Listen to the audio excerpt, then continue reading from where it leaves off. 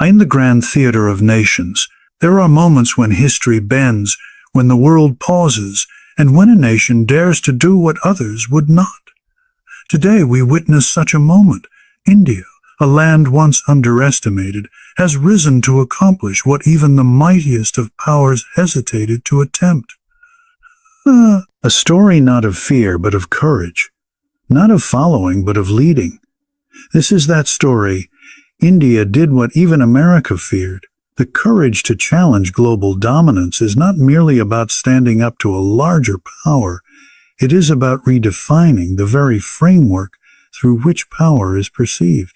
For decades, the world order has been shaped and often dictated by a handful of nations that hold sway over politics, economy, defense, and technology. And to challenge that dominance requires not just resources, but an unshakable willpower, a conviction so strong that it can withstand both external pressure and internal doubt. India's courage lies in the fact that it did not accept the script written for it by others. It did not accept the narrative that its role was to follow, to comply, or to wait for permission. Instead, it chose to walk a path where risks were high, but the reward was far greater, the reward of sovereignty, pride, and a place of equality on the world stage. This courage is born out of history. For India knows what it means to be suppressed, to have decisions made not for its people, but upon them. The memory of colonial rule, the struggles for independence, and the decades spent rebuilding from a fragmented past created a mindset where self-reliance and resilience became part of the national DNA. When a nation carries scars, it also carries lessons. And those lessons often manifest in moments where courage is demanded. Challenging global dominance was not an act of arrogance, it was an act of necessity. Because to bow down would have been to repeat the mistakes of history. By daring to stand tall, India showed that true courage is not about the absence of fear, but the willingness to act despite it. In the realm of global dominance, there are unwritten rules, invisible chains that bind nations to systems of trade, finance, and defense. Many smaller nations remain trapped within these systems, fearful of retaliation if they even dream of challenging them. Yet India chose differently. It chose to assert its independence in areas where others remained silent, whether in matters of defense technology, global policy stances, or economic strategy. This was not about defiance for the sake of it, but about carving a new path where sovereignty was not negotiable. The courage to challenge dominance is often misunderstood as provocation, but India demonstrated that courage can be calm, measured, and purposeful. It was not about picking fights, but about refusing to be cornered. Such courage also required leadership with vision, leaders who could see beyond the immediate risks and glimpse the long-term gains. It is easy to yield when the pressure mounts, when powerful nations threaten consequences, or when the media questions your decisions. But courage means resisting the temptation of short-term comfort in order to secure long-term dignity. India's journey in challenging dominance was marked by resilience in the face of sanctions, criticism, and diplomatic hurdles. The easy road would have been to comply, but courage seldom chooses the easy road. Courage walks the difficult terrain because it knows that the summit is worth the struggle. This act of challenging dominance has a ripple effect, inspiring not only India's citizens, but also nations across the globe. When one country dares to break the pattern, it signals to others that they too can break free. Courage, after all, is contagious. For 1 billion people watching, this defiance became a reminder that their nation was no longer to be underestimated, no longer to be spoken of as a follower. The sense of pride that emerges when a nation proves it can stand against the strongest powers is immeasurable, and it plants seeds of confidence for generations to come. To challenge global dominance also means to innovate, because courage without substance fades quickly. Okay.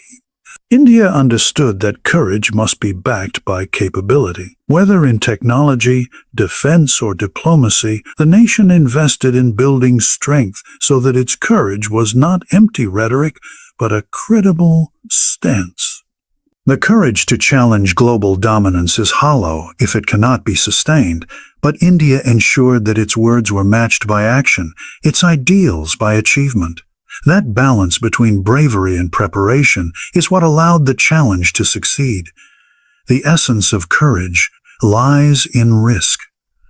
To challenge global dominance is to risk isolation, to risk economic penalties, to risk diplomatic standoffs. Yet, without risk, there can be no transformation. India embraced that risk because it knew that comfort zones never create history. The path was uncertain, but courage thrives in uncertainty. What sets India apart is not that it had no fears, but that it refused to let fear dictate its choices. In a world where even the strongest nations hesitate to take bold steps, India's resolve stood out as a lesson in what courage truly means. Redefining power beyond traditional boundaries is one of the most profound transformations India brought to the global stage. For centuries, power has been measured in limited terms: military strength, economic might, or territorial control. The great powers of the world defined dominance by the number of warships in their oceans, the size of their arsenals, and the reach of their currencies. Yet this framework has always been restrictive because it overlooks the intangible forces that shape nations and civilizations. India, in daring to do what even America feared, demonstrated that true power is not confined to tanks, missiles, or financial reserves. It can emerge from culture, values, resilience, and the collective spirit of a people determined to define themselves. India's redefinition of power begins with its people. 1 billion voices speaking in unison create a force more unyielding than any weapon. Traditional models of dominance placed emphasis on rulers and elites, but India showcased how democracy and public will could become instruments of strength. The power to choose, the power to resist, and the power to envision a future not dictated by external forces became a foundation on which new strategies were built. When a nation recognizes that its people are its true arsenal, it no longer relies solely on outdated definitions of strength. India turned diversity into unity, faith into resolve, and heritage into innovation, redefining power as a blend of tradition and modernity. In economics, too, India began shifting the definitions. For decades, nations were judged by GDP alone, and power was equated with control over global trade systems dominated by Western institutions. India began to show that power could also mean self-reliance, the ability to sustain growth without being enslaved by the rules of others. By investing in indigenous industries, by promoting digital ecosystems that reached the most remote corners of society, and by taking bold stances in global trade negotiations, India signaled that economic independence was a truer marker of power than dependence on foreign approval. The very act of developing its own technological frameworks, whether in space exploration, defense systems, or digital governance, was a rejection of narrow definitions of power and an embrace of a broader, more resilient one. Diplomatically, the redefinition became even more apparent. Traditionally, influence was exercised through coercion or alliances enforced by fear. India chose a different path, one of partnerships based on respect, not dominance.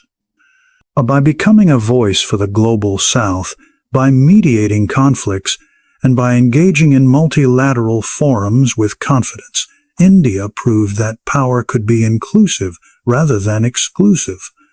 Instead of aligning blindly with blocs led by superpowers, India carved out its own role as a balancing force, respected not because of threats, but because of credibility. It redefined the idea that a nation had to pick sides to be powerful. Instead, it showed that creating its own independent stance could make it indispensable to all. The cultural dimension added yet another layer to this redefinition. While traditional dominance often dismissed culture as secondary, India harnessed its civilizational depth as a source of power. Yoga, spirituality, cinema, cuisine, and philosophy became instruments of soft influence, shaping perceptions of India across continents. This was not the soft power of entertainment alone, but of identity, reminding the world that strength also comes from the ability to inspire. India showed that cultural roots could be as commanding as military strategies because they create bonds that outlast conflicts. Redefining power in this way made India's rise not just political, but civilizational. Technology and innovation also became part of this reimagining. In a world where cyber capabilities, digital ecosystems, and space exploration have become the new frontiers of strength, India advanced with determination. By launching missions to Mars at a fraction of the cost of global powers, by building one of the most advanced biometric identification systems, and by making strides in renewable energy, India proved that power is not always about who spends the most, but who innovates the best. The idea that resourcefulness could outmatch resources challenged the traditional boundaries that once confined global hierarchies. What makes this redefinition remarkable is that it did not reject traditional power completely, but placed it within a larger context. Military strength and economic stability remained important, but India chose not to be limited by them. It broadened the horizon, creating a multidimensional model where cultural pride, technological innovation, democratic values, and self-reliance all became equal contributors. This shift forced the world to rethink its own assumptions, because once a nation demonstrates that power can be measured differently, others begin to question the very scales they have relied on. By doing this, India also reshaped the psychology of global interactions. For too long, smaller nations felt powerless in the shadow of dominant powers because they lacked armies or wealth. When India showed that influence can come from principles, from the ability to say a no when pressured, and from the resolve to stand firm, it sent a message that power is not only for the privileged few. This psychological shift is as significant as any policy because it changes the mindset of nations and leaders worldwide. Breaking free from the shadow of Western influence was never an easy journey, nor was it a decision taken lightly. For decades, India found itself operating in a world order largely structured by Western nations, where policies, trade systems, and even cultural narratives were tilted in favor of a select few. The dominance of Western thought and authority was so deeply ingrained that most countries either adapted to it quietly or accepted it as the natural way of the world. India, a civilization older than many modern states combined, began to question why it should measure itself against benchmarks created elsewhere, why it should follow blueprints that never took into account its unique identity, and why it should submit to rules designed to preserve the advantages of others. To break free was not just an act of defiance, it was an act of reclamation, reclaiming the right to define its own path. This breaking away was visible first in the sphere of economics. The global financial architecture had long been dominated by Western institutions, often dictating terms to developing countries. Many nations were left dependent on loans, grants, and systems that made them perpetually reliant. India chose to step outside this cycle by pursuing self-reliance, investing in its own infrastructure, and creating mechanisms that reduce dependency. Initiatives to promote local industries, encourage indigenous innovation, and harness the talent of its youth were all part of this conscious effort. India's message was clear. It would no longer be a passive participant in an economic system built elsewhere. It would create its own. Culturally, the shadow of Western influence had been profound. For years, education systems, social structures, and even the aspirations of individuals were shaped by Western ideals of progress and modernity. Yet, India began to reassert the strength of its own heritage, proving that progress did not mean abandoning identity. From promoting Ayurveda and yoga to embracing local languages and art forms, India highlighted that true modernization does not require erasing the past. Instead, it means blending the wisdom of heritage with the demands of the present. In doing so, India shifted the narrative, no longer aspiring to be a reflection of the West, but standing as an authentic version of itself. Diplomatically, the departure from Western shadows became even more visible. Historically, global politics revolved around alliances dominated by the West, and nations outside these circles were often pressured into compliance. India took a different course.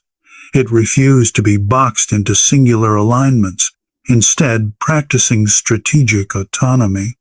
This meant engaging with all powers but never being dictated by any one of them. By balancing relationships with both East and West, by making decisions rooted in national interest rather than external approval, India showed that independence in foreign policy was possible. Breaking free meant no longer being a subordinate in the halls of global diplomacy, but being an equal player whose voice carried weight. Technology and defense marked another significant step in this emancipation. Where once India relied on imports and external partnerships for its critical needs, it began to invest heavily in indigenous research and development. Whether in space exploration, nuclear capability, or digital infrastructure, India chose to reduce dependence on Western providers and chart its own course. The Mars mission, achieved at a fraction of global costs, was more than a scientific milestone. It was symbolic of India's ability to succeed without leaning on Western systems. In defense, too, the growth of indigenous manufacturing and innovation signaled the end of blind dependence. By building strength internally, India proved it no longer had to look outward for validation. The psychological dimension of breaking free is perhaps the most significant. For generations, the shadow of Western superiority created an unspoken hierarchy in which non-Western nations often felt less confident, as if their role was to imitate rather than innovate. India shattered this mindset. By openly questioning global norms, by asserting its cultural pride, and by proving its capabilities, it began to instill a new sense of confidence among its people. 1 billion citizens were reminded that their nation was not defined by how others perceived it, but by what they themselves could achieve. That psychological liberation was as important as any economic or diplomatic success. In global conversations, this independence gave India a unique position. While many nations continue to operate under Western influence, India's boldness to chart its own course gave it credibility as a voice for those who felt marginalized. It became a representative of the global South, a nation that could articulate the frustrations of others because it had dared to overcome them itself. Breaking free from the shadow did not mean isolation. Rather, it allowed India to engage with the world on its own terms, offering partnerships instead of subordination. This journey was not without resistance. Every step away from the shadow brought criticism, pressure, and at times, sanctions. Yet India persisted because the cost of staying under that shadow was far greater than the risks of leaving it. By continuing to prove that its independence was sustainable, India set an example for others that the shadows of dominance are not permanent, and that with courage and vision, even long-standing systems of control can be redefined.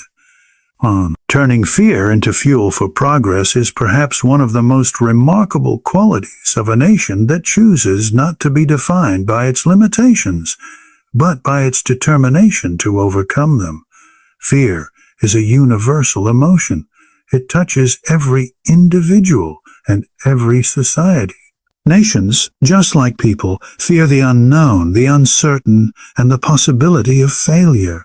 Even the strongest powers hesitate when decisions carry immense risk, when the consequences could alter the course of history. America, often seen as fearless in its global pursuits, has itself been cautious in areas where risk seemed too great. What makes India's story powerful is that it took those very fears, the ones that could have paralyzed progress, and transformed them into a driving force. Instead of bowing down to hesitation, India used fear as energy, converting it into resilience, innovation, and bold action. At its core, turning fear into fuel is about mindset. It is the recognition that fear will always exist, but it is what we do with that fear that defines outcomes. India, through its history, has faced numerous challenges: colonial rule, economic struggles, geopolitical threats, and internal divisions. Each of these moments carried the potential to instill fear so deep that progress could have been stalled indefinitely. Yet rather than succumbing, India consistently used these fears as reasons to act. The fear of exploitation drove the independence movement. The fear of vulnerability pushed for self-reliance. The fear of marginalization on the global stage became the spark that ignited bold reforms and daring initiatives. Fear often emerges when risks are high, and the global arena is filled with risks. Nuclear development, space exploration, technological self-sufficiency, and the assertion of independent policies, all of these were paths lined with uncertainties and dangers. America, despite its unparalleled resources, often hesitated to tread certain paths because the risks were deemed too unpredictable. India, however, looked at those same risks and saw opportunity. Fear became a challenge to be answered rather than an obstacle to be avoided. By stepping into domains where hesitation prevailed, India proved that courage is not the absence of fear but the decision to move forward in spite of it. This transformation of fear into progress was not just seen in government policies, but in the spirit of the people. A nation of over 1 billion could have easily been weighed down by its own size and diversity. Yet that diversity, once feared as a source of division, became a source of resilience. Every language, culture, and tradition contributed to a collective ability to adapt and evolve. Fear of fragmentation turned into strength of unity. Similarly, economic challenges that once seemed insurmountable became the very reasons to innovate. Scarcity bred ingenuity, and limitations fostered creativity. By learning to do more with less, India showed that fear can push boundaries further than comfort ever could. Turning fear into fuel also required an unshakable belief in long-term vision. When India decided to enter the nuclear age, the fear of global backlash loomed large. When it pursued space exploration, skeptics questioned its priorities in the face of poverty and inequality. Yet each step, taken in the presence of doubt, turned out to be a leap forward. Fear did not paralyze, it propelled. It forced India to be meticulous, to innovate cost-effective solutions, to prove doubters wrong not with words, but with results. Every mission that succeeded, every innovation that stunned the world, became a testament to the power of transforming fear into progress. The psychology of this transformation is equally significant. Fear often thrives on perception. It exaggerates dangers and magnifies uncertainties. So, by reframing fear as a catalyst rather than a threat, India changed not just its policies but its national character. What could have been moments of despair became stories of triumph. This shift in perspective rippled across generations, instilling in the youth a sense that no challenge was insurmountable. For a young nation, such a mindset is invaluable, because progress is never linear and setbacks are inevitable. With fear redefined as fuel, even setbacks became learning curves instead of dead ends. Globally, this approach distinguished India from others. While some nations chose caution to preserve their status, India chose risk to redefine its place. It is this very quality, using fear as a motivator, that makes India's journey so inspirational. The fear of sanctions became the motivation to build self-reliance. The fear of dependency became the push for innovation, and the fear of obscurity became the drive to lead. Where others saw reasons to pause, India found reasons to act. This transformation carries a lesson not just for nations but for individuals as well. Fear is universal, but it is not final. When channeled properly, it becomes the very energy that drives breakthroughs. India's story in this context is larger than politics or strategy. It is a human story, one of resilience, adaptability, and courage. It shows that progress is not born in comfort, but in discomfort. It is forged not in the absence of fear, but in the fire that fear itself creates. Reshaping global alliances and partnerships is one of the most defining features of India's rise, a move that signaled to the world that it would no longer be confined to the roles others had set for it. For much of modern history, alliances were often structured as rigid blocks, Cold War divisions of East and West, power centers dominated by a handful of nations, partnerships built less on equality and more on dependence. Smaller or developing nations often had little choice but to align themselves with one of these larger powers, sacrificing autonomy in exchange for protection, resources, or recognition.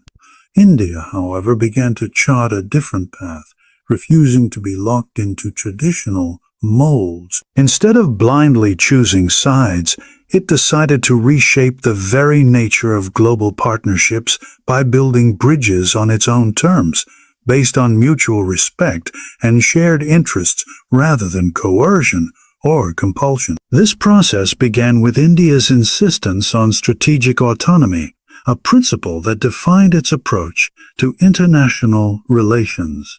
Unlike many nations that tied their futures to the shadow of a superpower, India chose independence, engaging with multiple sides without being consumed by any one of them.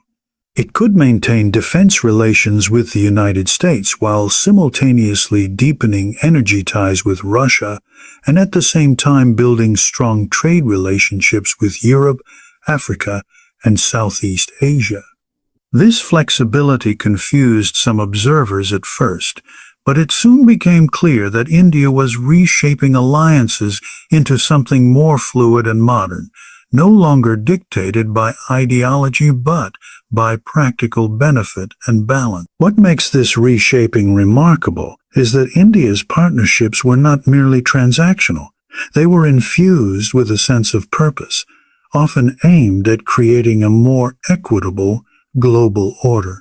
For decades, many developing nations felt voiceless in global decision-making, overshadowed by the agendas of wealthier powers. India emerged as a voice for the global South, speaking out on issues like climate change, trade fairness, and equitable access to technology. Its alliances were not about dominance but about representation, giving smaller nations the confidence to assert their own interests. By placing inclusivity at the heart of its partnerships, India demonstrated that global cooperation need not be hierarchical. It could be participatory, built on respect rather than control. Reshaping alliances also meant rethinking how security and defense partnerships operated. While traditional power blocs thrived on arms races and deterrence, India sought partnerships that enhanced security without eroding sovereignty. Joint exercises, technology sharing, and collaborative defense projects became avenues for cooperation rather than dependence. This approach allowed India to strengthen its own capabilities while also contributing to collective stability in regions where volatility could easily spiral into conflict. The message was clear: alliances should not weaken nations by making them reliant. They should empower nations to stand stronger on their own. Economically, India's reshaping of partnerships was equally bold. Instead of being bound by the trade frameworks dominated by the West, India began building bilateral and regional agreements that reflected its own priorities. Its participation in forums like BRICS and the Shanghai Cooperation Organization, as well as its role in creating new trade corridors and investment initiatives, showed that global economic systems could be diversified. But by engaging both established and emerging markets, India built a network of partnerships that were less vulnerable to disruption from any single source of pressure. This web of relationships gave it resilience and positioned it as a central player in shaping future global trade dynamics. In technology and innovation, partnerships were reimagined in ways that transcended borders. Collaborations in space exploration, digital infrastructure, and renewable energy became symbols of a new kind of global cooperation. India was no longer just a recipient of technology from others.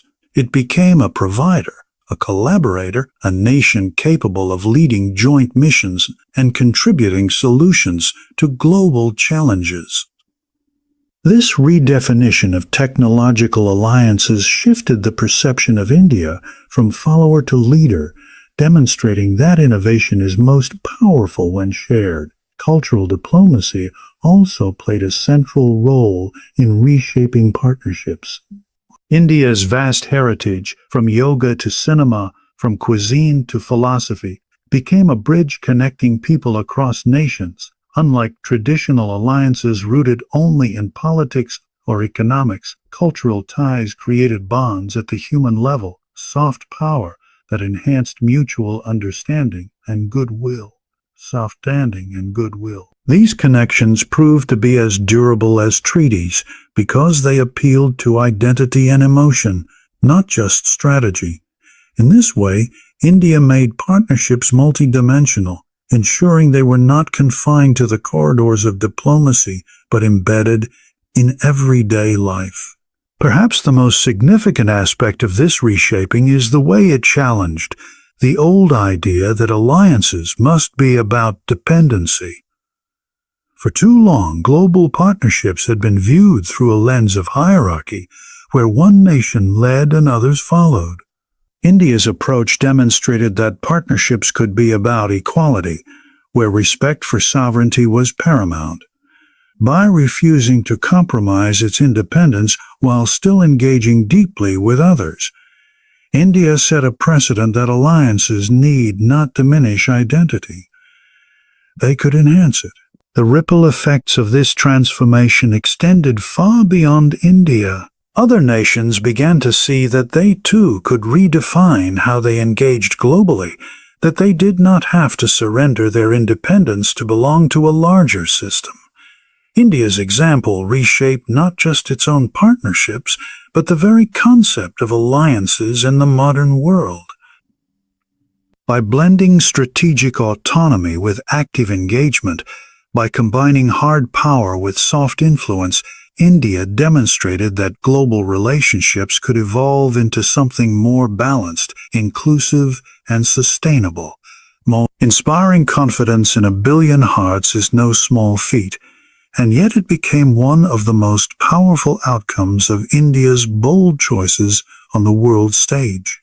A nation's true strength is not just measured in the size of its economy, its military, or its technology, but in the belief its people carry within themselves.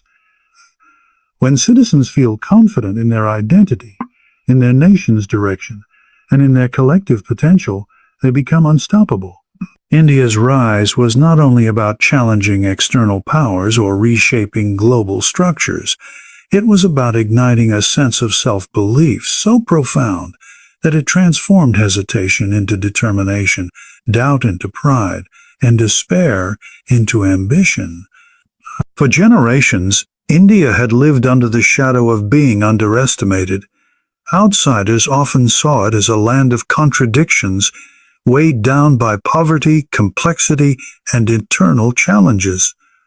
These perceptions, repeated often enough, began to seep into the consciousness of its own people. Many believed progress was always possible elsewhere, that breakthroughs were always made by others, and that their own nation could only follow. The turning point came when India chose to act in ways that even the most powerful nations hesitated to attempt. That moment of defiance, of courage, sent shockwaves not only across the globe, but deep within the hearts of its own citizens. For the first time in a long time, 1 billion people saw undeniable proof that their nation was not bound by limitations. It was capable of achieving the extraordinary. Confidence is contagious, and when it spreads across a population of such scale, it becomes a force that reshapes society itself. The pride that surged when India launched satellites into space, when it tested advanced technologies, when it stood firm in diplomatic battles, was not abstract. It was deeply personal. Farmers in rural villages, students in crowded classrooms, professionals in bustling cities, all felt a renewed belief that their aspirations were not in vain. The nation's achievements became a mirror, reflecting back to its people what they were capable of when united under a shared vision. This newfound confidence also began to redefine ambition. For decades, many young Indians saw opportunities as something they had to seek abroad.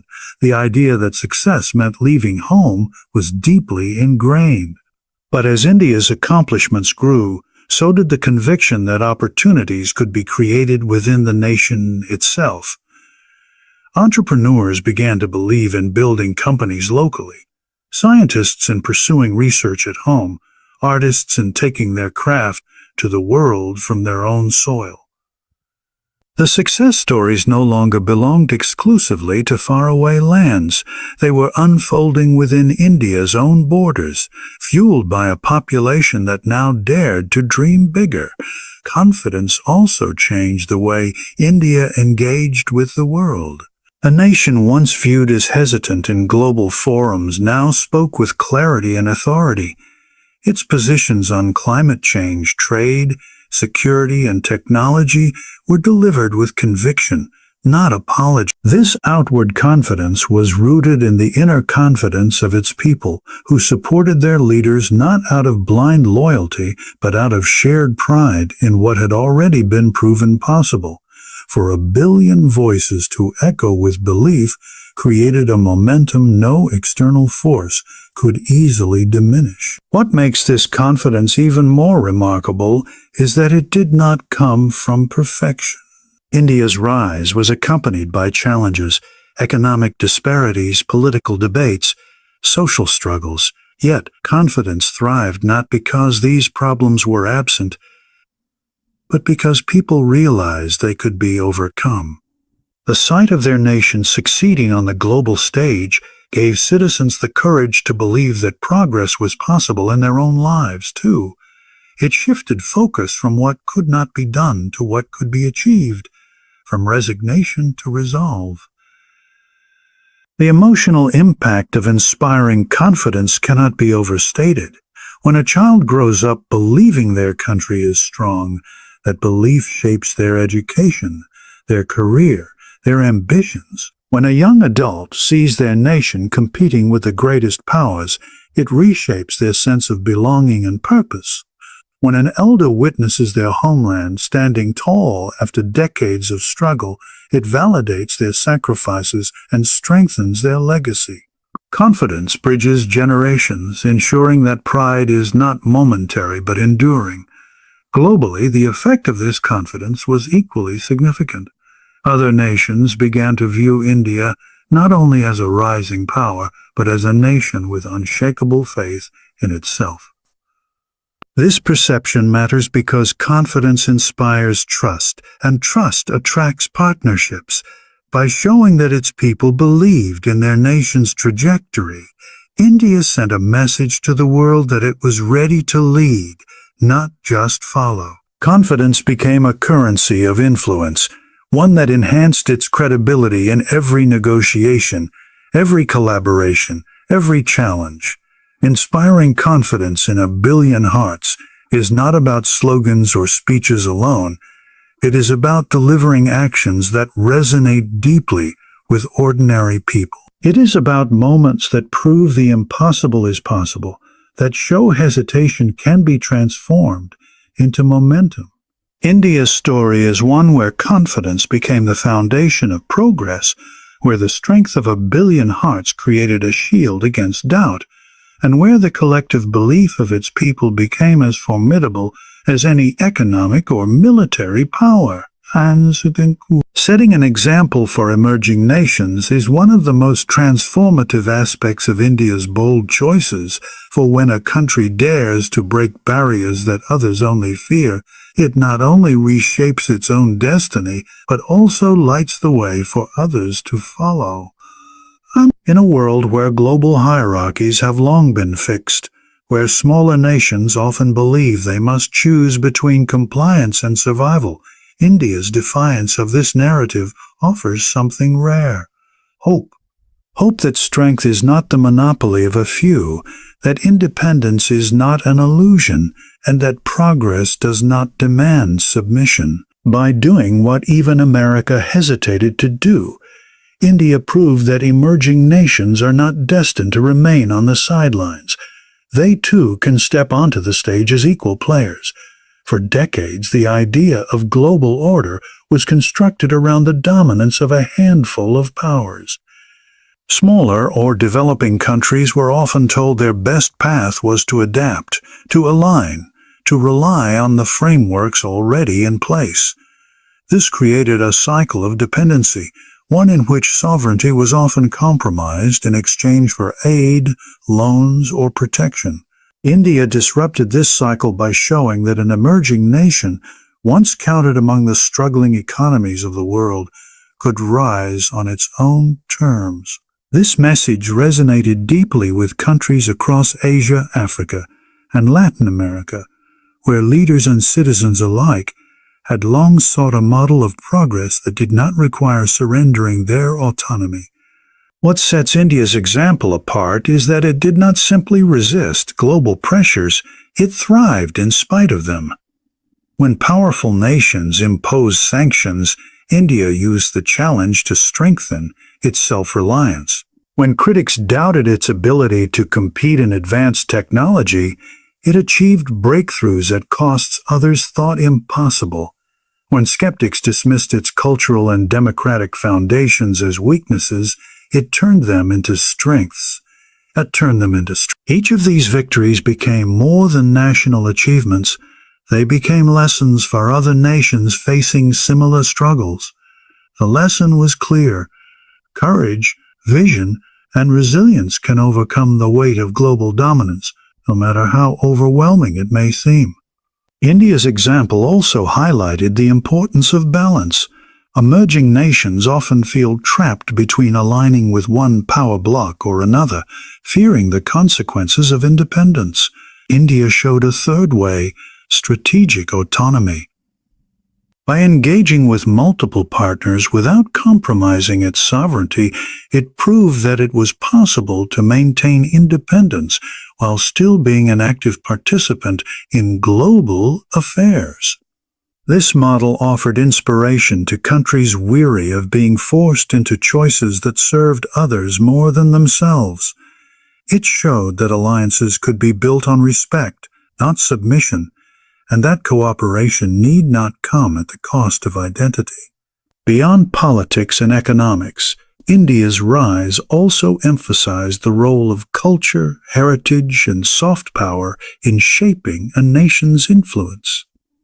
Emerging nations often underestimate the value of their own traditions, believing they must imitate the West to gain recognition. India, however, demonstrated that cultural pride could be a global asset.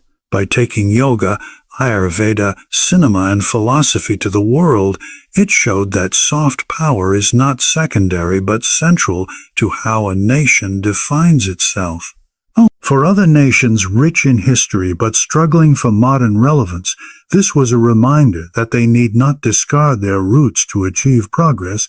They could build upon them. Perhaps the most powerful part of India's example lies in the psychological realm.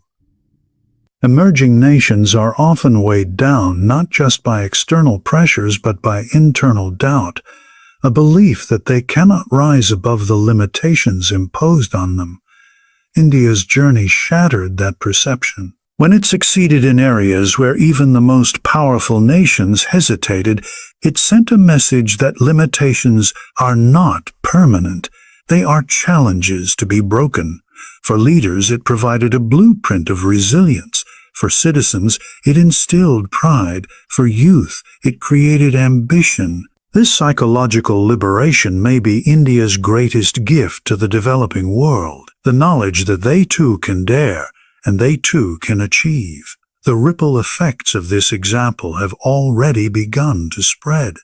Nations that once remained silent in global debates are now speaking more confidently, emboldened by the idea that they need not remain spectators. Countries searching for new economic models are looking toward India's blend of innovation and frugality. Those facing cultural identity crises are finding reassurance in India's ability to blend tradition with modernity. By proving that success does not require abandoning identity, India created a pathway for others to embrace their uniqueness while striving for global relevance. Setting an example is not about being perfect. It is about being courageous enough to lead where others hesitate. India's bold decisions, its resilience in the face of pressure, and its unwavering commitment to sovereignty became more than national milestones. They became a beacon for all nations that have been told their place is to follow, not lead. By showing that fear can be turned into fuel, that alliances can be reshaped, and that confidence can be inspired, India provided a living demonstration of what is possible when a nation believes in itself.